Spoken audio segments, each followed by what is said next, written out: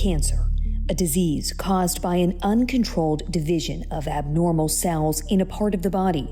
We all know what it is because chances are we all know someone fighting cancer right now.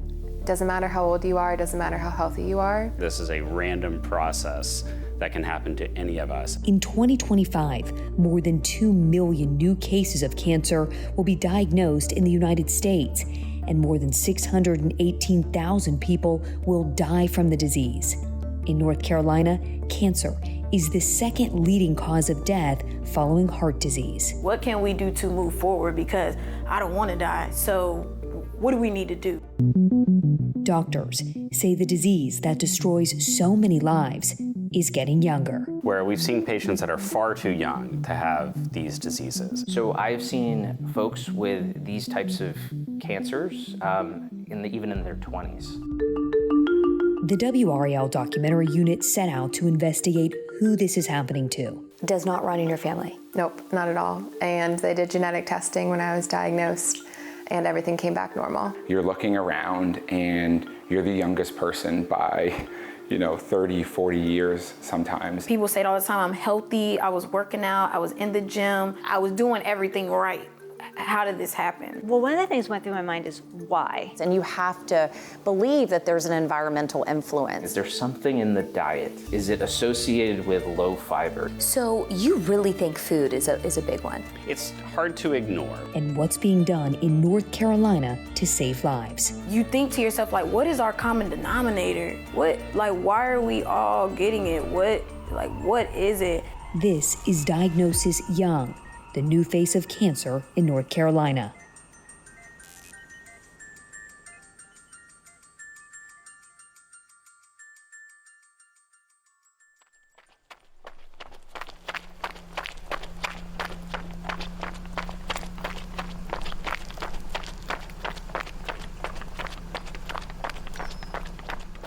You run all the time still? Yes. How often? More than I should. Probably like 4 to 5 times a week I run. You run more than you should? Yeah, probably. You need to take a break. Yeah. But why do you do it?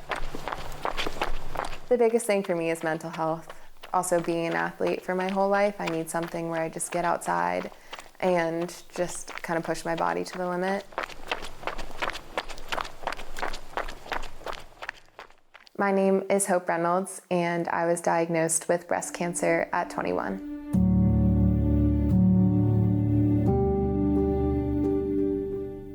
This is my life. This is my life over the last 4 years.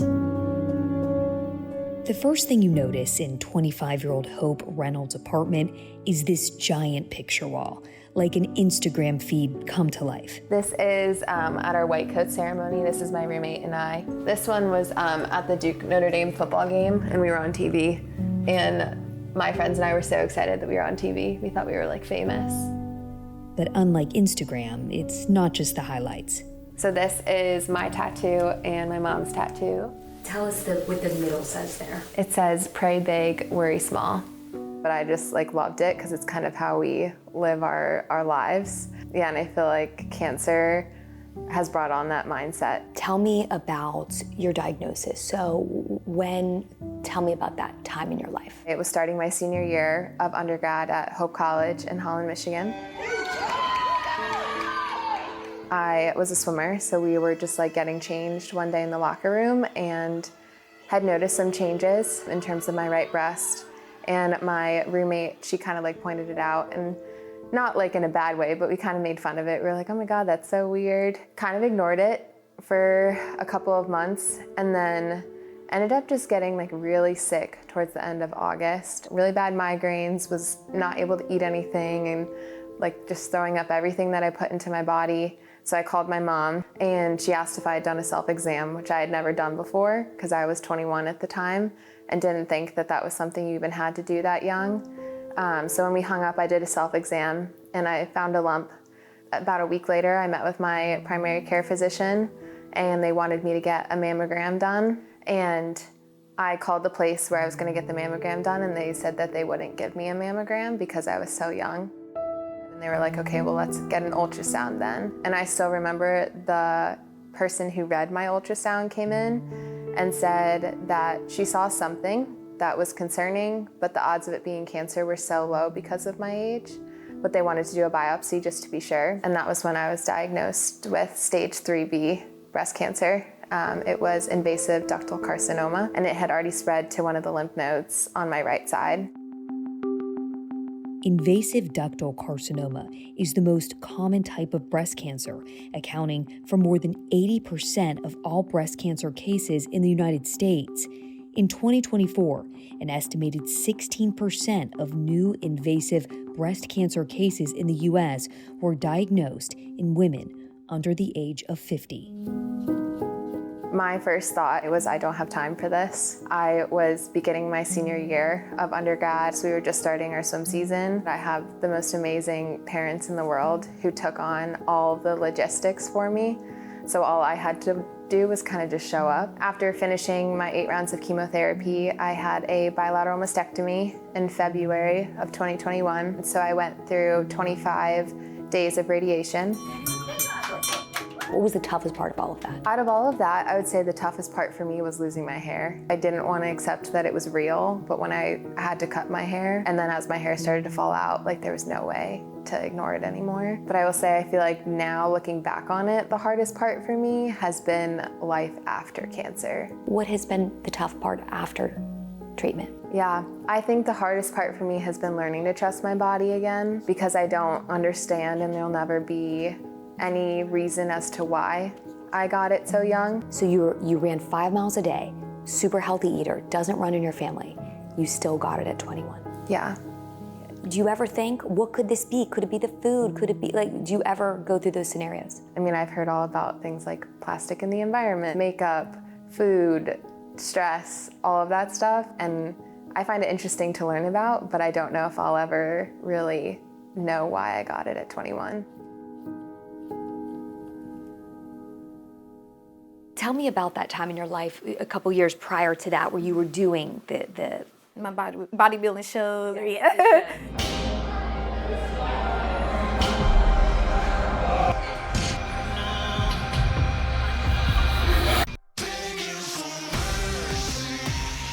I used to be a personal trainer at a gym. I met this lady and she would tell me all the time, like, I think you should compete. And I was like, okay, I'll give it a shot. You know, I didn't have no kids. I was just kind of doing my own thing. And I did my first show. I did really good. I won because they go by like your group, and that's pretty much like height-wise. So I won that. Fast forward, I moved to Virginia like a couple of years later. I had my daughter. And so I vowed to myself, I'm like, okay, by the time she's 2, I'm gonna step on stage again. And so I stepped on stage and she was 2. And I did really well at that show too. I placed well, but I didn't win or anything like that. It was fun while it lasted. I love watching people do it, and I'll go to shows, but I'm just like, yeah, it was fun while it lasted.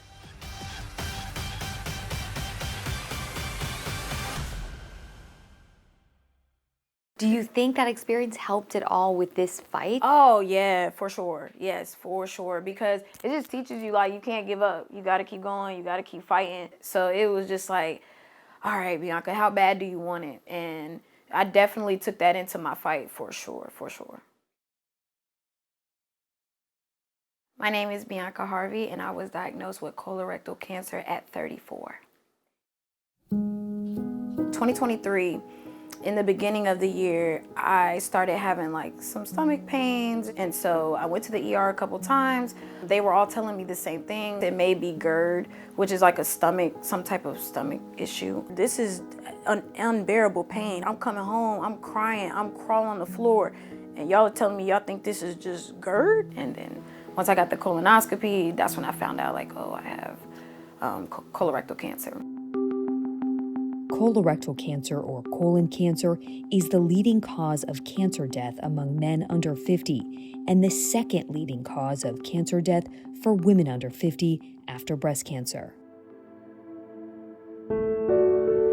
When you got the diagnosis, when they told you the words, what went through your mind? I try to be optimistic about it because my dad had just beat colorectal cancer in 2019. I was like, okay, if my dad was okay, then I should be okay too. So when we met with my doctor up at Duke, That's when he told, I'm like, why am I having all this pain in my pancreas? Like, I know it's colon cancer, but like, what is going on? And he was like, oh, because it has spread now. So he was like, you're at stage 4.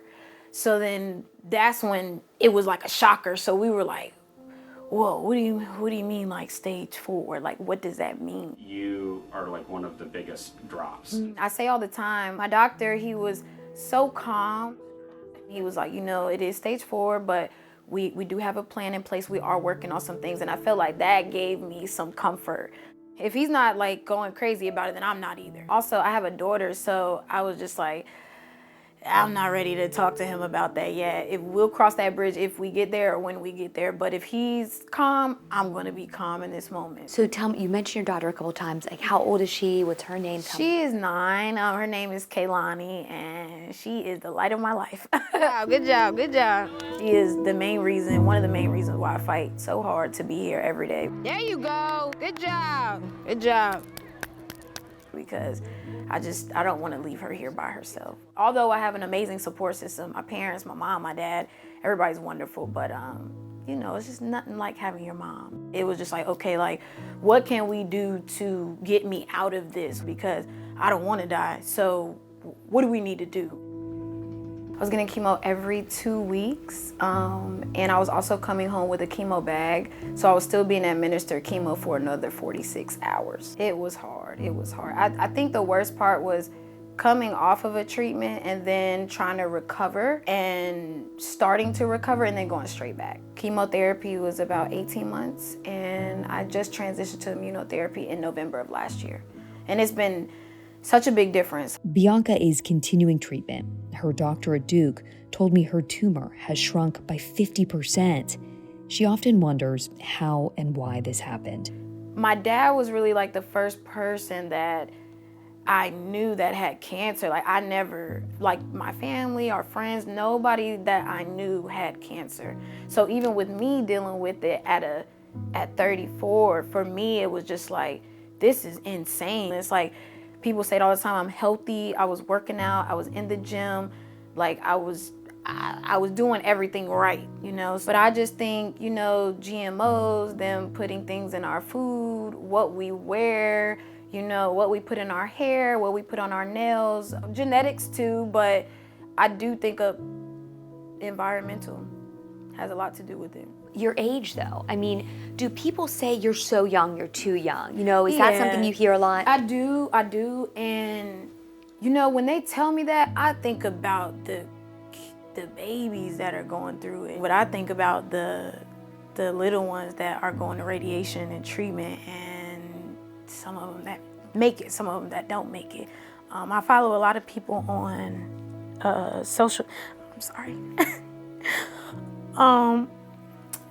But I follow some people on like social media. So this was Luna. This is a young lady that I had started following when I first got cancer. She had cancer, and she might have been 11 or 12, and she was doing really good, and then it came back, and she was trying to fight it, but she didn't make it. So when people tell me that I'm young, I think about them, because they're babies, you know what I'm saying? And it's just hard. It's very, very hard. But what do you do? Just like you push forward and you have faith, and you just keep, just keep moving forward. And deserve the break, yes. obviously. Have faith in your doctors, have faith in yourself, because I feel like it's my fight, but it's our fight.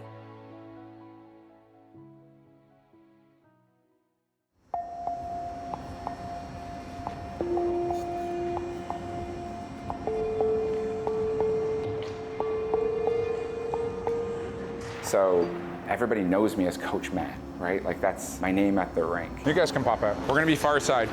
We just got one corner, one group. A little sharper, big push. Obviously as an athlete, I'm always trying to encourage The workhorse in the house. and teach my athletes to be courageous and be brave Make sure you're switching your hand at the same time as your feet and a little sharper. and to be responsible. And More curve, curve. I very often say that my mission as a hockey coach is to turn young men into leaders. I think that's my ultimate mission. How'd your tournament go? And so cancer's just given me kind of an extra arm to that mission. My name's Matt Cross, and I was diagnosed with testicular cancer at 36 years old. So I'm originally from Canada. I grew up in Toronto, and I have coached youth hockey players my whole life. What's up? And in 2011, I moved down here to take a job with my current employer, starting this life in Raleigh and kind of exploring everything that Raleigh has to offer. My dad was actually down here on a trip from Canada. He was going through some things with his heart. And so my dad was trying to connect some of the dots. And so I actually promised him that I would put on his Apple Watch to take the EKG reading on your Apple Watch. And I did that, and it came back abnormal. And that was really strange. And so at the end of the trip, I promised my dad that I would go to a GP to get my heart condition checked out. I had a lump on my testicle that was there for a number of months, and typical guy, I figured I'd go to the doctor when I had a real reason to go to the doctor, and was probably a little bit scared and ashamed. And so while I was getting my physical, I said, hey, why don't you check out this lump that I have? It ended up being cancerous. I was stage 2B. So stage 2B means that the cancer originated in the testicle, but then moved up into my stomach, so into a closer region. Testicular cancer is the #1 most common cancer for men ages 15 to 35. Standard treatment for testicular cancer is an orchiectomy, so they remove the testicle that is cancerous. What's incredible is chemotherapy with testicular cancer is pretty much a medical miracle. A guy named Dr. Einhorn kind of came up with the chemotherapy regimen that has now taken the cure rates to almost 98% if it's caught early. And so I went through 3 cycles of chemo. You're going 5 days in a row for about 5 or 6 hours, and then you have a 2-week break, and you repeat that 3 times. Beautiful. And so when I got diagnosed, it was like, oh, Coach Matt's got cancer. And so that news obviously spread pretty quickly. I had people that came and sat with me during treatment. A lot of the local hockey teams taped their sticks purple and put ribbons on their jerseys. And so how blessed was I that I had this huge community and network that kind of rallied around me. And so it was really a big part of my fight was I can't let these people down. I have to, show these people what you do. And I'm sure that plays in the nonprofit. That's exactly kind of how the nonprofit became an idea. It's called the Raleigh Testicular Cancer Foundation. Our slogan for our charity is check your acorns. And that's kind of like a clever, cute way to encourage men and young people to perform self-checks.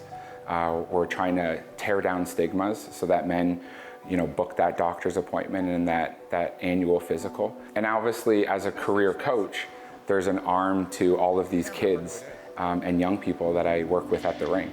And when I went through cancer, I think I kind of became a cancer life coach. As a new cancer patient, the first thing you kind of look up online is you see all these stories of people ringing the bell and being in remission. And so I know when I first went in to start treatment, I looked around and I'm like, there's no bell in here. And the story goes, when I came in for my very last day of treatment, they had installed a bell. And so I was able to have a celebration and ring it. It was a really important milestone. I say that too, as a cancer patient and survivor, you learn to celebrate all the wins. The small ones, the big ones, all the little things become such a bigger deal. If you have cancer or not though, right? If you have cancer or not. I'm just truly filled with so much more gratitude. And how amazing is that? It's like the most amazing thing that ever happened to me was getting sick, which is incredible to say, right? I mean, it's nuts. No pun intended. Bianca, Hope, Matt, all with the same diagnosis, young.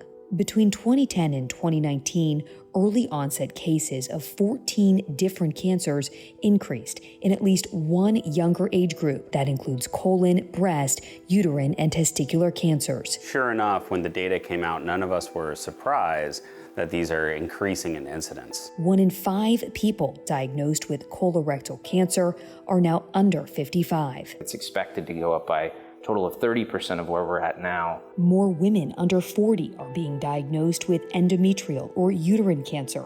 Rates have gone up more than 3% every year. Seeing patients that I knew being afflicted with this disease who were younger and had young children, it had a profound effect on me, and I actually changed my research trajectory. Tell me, when did that happen? There was 2 patients actually, and they both lived in the neighborhood across the street from me. And one of the patients, her children were about the same age as my children, and we were, all on swim team together, and would see them at the pool. That was probably the moment. And it's hard, it's so hard when you see someone with advanced disease and there's not a lot you can do to help them. And did she make it? No, she didn't. But she inspired what we're doing today.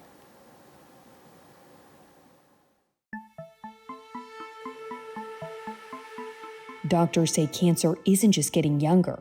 The tumors are different. They tend to be different based on the decade of life. Even when we are catching it early, there is some anecdotal, not population-based evidence that it does seem more aggressive. That's still early to say, but that's the general trend. The big question, why is this happening? What is the molecular reason for this, and what are the environmental or genetic reasons? We ask ourselves, what's really changed over the last 30 to 40 years as a population in the United States? Alcohol consumption has declined. We've also seen sexually transmitted diseases declined. We have a lot less fiber in our diet, and we have a lot more processed foods in our diet. You have to believe that there's an environmental influence, whether or not it's the air we breathe, the food we eat, the activity that we're engaged in every day. And that's why I think it's multifactorial. But in part, it is due to the obesity epidemic. Diabetes, obesity, sedentary lifestyle, all of these kinds of things all play into the convoluted aspect that is ultra-processed foods. Ultra-processed foods are things in boxes and bags, manufactured, not made in your kitchen. Chips, frozen meals, sugary drinks, filled with chemical preservatives and very little actual nutrition. I think one really simple way to think of ultra-processed foods is just to go back through where it started. Okay, so it was a potato in the ground, and now it's this sliced, fried, oily chip with a bunch of flavors on it, and it's artificially and naturally flavored. And I don't know, so I'm just gonna eat it, because it tastes great. And that's fine that we do that occasionally, but if it's our mainstay of different meals, it can be a real problem. We've gone from an environment where you used to eat food that came out of your own garden to an environment where now everything's bought at the grocery store, and a lot of people don't even eat raw foods or vegetables. Nearly 75% of food consumed in the U.S. is considered ultra-processed. One analysis found a 10% increase in ultra-processed food in your diet could raise your overall cancer risk by 13%. Another study found men who ate the most ultra-processed foods had nearly a 30% higher chance of getting colon cancer. It's very hard to ignore that. Dr. Nicholas DeVito at Duke, who believes so much that food is a factor in causing cancer, he wrote an op-ed about it, says it's still a theory. He said more research on more patients is needed, and it's probably a combination of things. All the processed food, you as a doctor, so what are people supposed to do watching this at home? So I think there's kind of like the daily choices that are made, and there's also the insistence on why don't I know? Why don't I know how this affects what's in my body? So that lack of communication with the public is something that the public can insist on. The FDA and other organizations in the government work on your taxpayer dollars. There is groundbreaking research happening in North Carolina to figure out why cancer is getting younger. Duke started a working group called YOGI.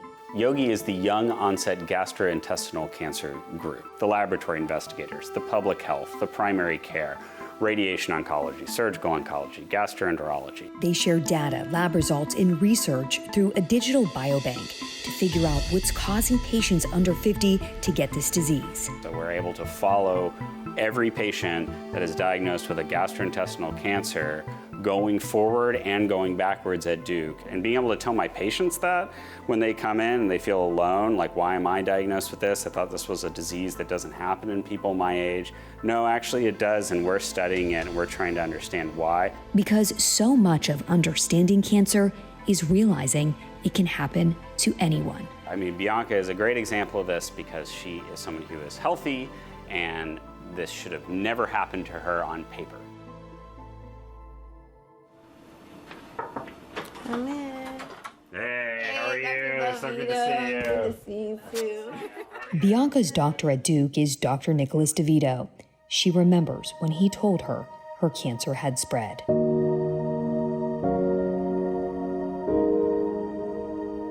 So he was like, you're at stage 4. So then that's when it was like a shocker. So we were like, whoa, what do you mean like stage 4? Like, what does that mean? And that's when it's stage 4, we largely consider these cancers incurable. Because he was so calm and he was like, you know, it is stage 4, but we do have a plan in place. We are working on some things. And I felt like that gave me some comfort. This is a brave new world of immunotherapy. Bianca was in 2 clinical trials at Duke, the first for over a year. Now she's being treated with immunotherapy only.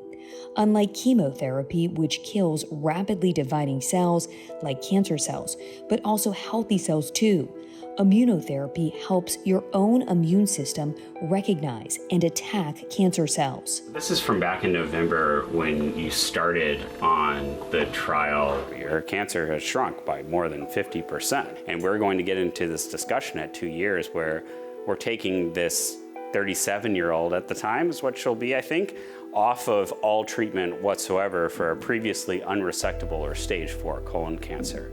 And that's a remarkable thing to witness. Ring the crap out of that thing. Hey. Those are my favorite stories when people tell me about them ringing the bell, or they're in remission, or, you know, they've been cancer-free for 20 years. Like, that brings me joy and it gives me hope. Her big goal, her dream, personally, is to ring the bell. I think she can ring the bell. I do. Thank you so much. Ooh, nice and warm. Okay, thank you.